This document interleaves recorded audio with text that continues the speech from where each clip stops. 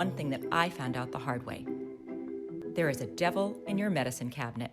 You might not realize it, but the only thing that healed you every time you got sick was your immune system. That's your inner doctor.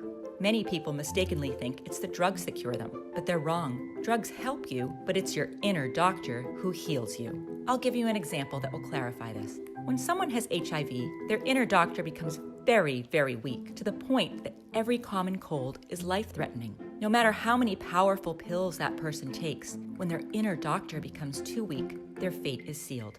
I'm pretty sure you've also heard about accident victims being given survival chances by their physicians, 50%, 20%. That's because their treatment could only take you so far, but it's your inner doctor that ultimately decides your fate. Medicine is not math. That's only because we all have a different inner doctor. That's also the reason we all get different chances, and one of the reasons we respond differently to the same medication. Sooner or later, you will depend on your inner doctor too. But just like I did a long time ago, you're probably hurting your inner doctor right now without even realizing it. Whenever you take a pill or another synthetic medicine, you help your body for the short term. You treat your symptoms and you feel better for the moment. But there's a huge price you pay each time, and it adds up. Many pills are slowly killing the doctor inside you. With every pill that you take, your inner doctor becomes weaker. Whenever you take these pills, he does less. He becomes habitually lazy. So when you really need him, you may find out that he's too out of shape to do anything. It's the same with every part of your body. If you don't use your muscles, they'll atrophy. If you don't use your brain, you'll think slower over time. If you don't walk, your leg bones will lose calcium and become brittle. The same thing happens to your immune system. If your doctor is on pills, he is weak, and your body will slowly but surely decline. Your immune system is also in charge of clearing away dead cells and repairing the damaged ones. If your inner doctor becomes lazy, your organs will deteriorate a lot faster. You'll age prematurely on the inside. Even worse, a damaged cell can end up mutating into a cancerous cell.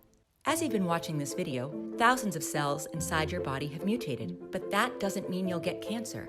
That's because they need to evade your inner doctor, who is constantly on the lookout for abnormal cells. That's why a person with a weak inner doctor is more likely to develop cancer. For example, people infected with HIV are about 500 times more likely to be diagnosed with a certain type of cancer.